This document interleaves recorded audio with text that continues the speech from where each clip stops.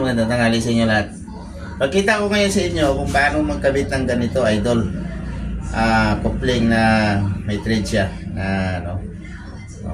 Pagkita ko sa inyo, idol. Ganito, idol, ang sistema niya na. Pagkita ko sa iyo. Meron siya o-ring. Meron siyang ganito. Meron siyang ganito. So ngayon, pagkita ko sa inyo kung paano siya isusot, mga idol. Ganito yung unang mo to, idol. Dito.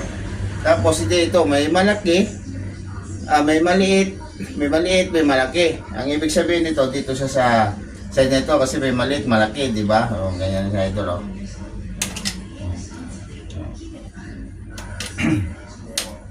Idol, manood lang kayo, idol, para may konting kalaman din yan, idol, o experience natin yan, idol. Ayan, idol.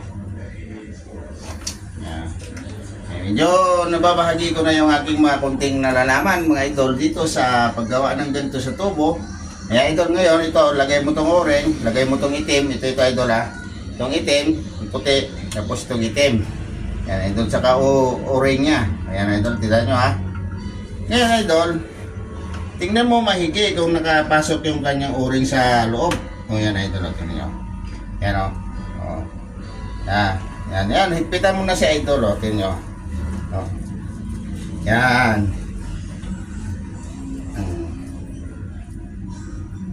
Yan, idol. So ngayon ito, idol, ito rin naman, yung isa din, ganun din, ang mayroon nito, una mo to, idol, ito, una mo to, yan, yan, may orange siya, tsaka yung kulay itim, tapos susunod mo yung puti, ito, idol,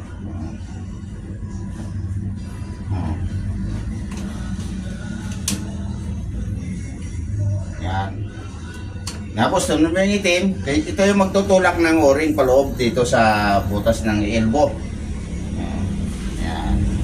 Yan. Tapos sunod mo yung o-ring, idol. So shoutout nga pala, idol, dyan sa mga nanonood, mga idol natin, Ito, manood kayo para konti experience yan, mga idol. Malaking bagay yan na marunong kayo ng ganito para sa bahay ninyo kayo na mag-ayos.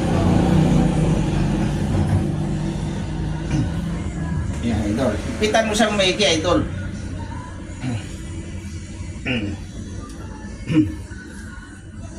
Yan, idol. Din nyo. Idol. So, ayan na, idol. Nakikita nyo na kung paano sitwasyon ng ganyan tuto. Sana napakabilis, napakadali. Yan. So, medyo ano lang siya, idol. Nasa isandal lang siya mahigit. Pero okay na.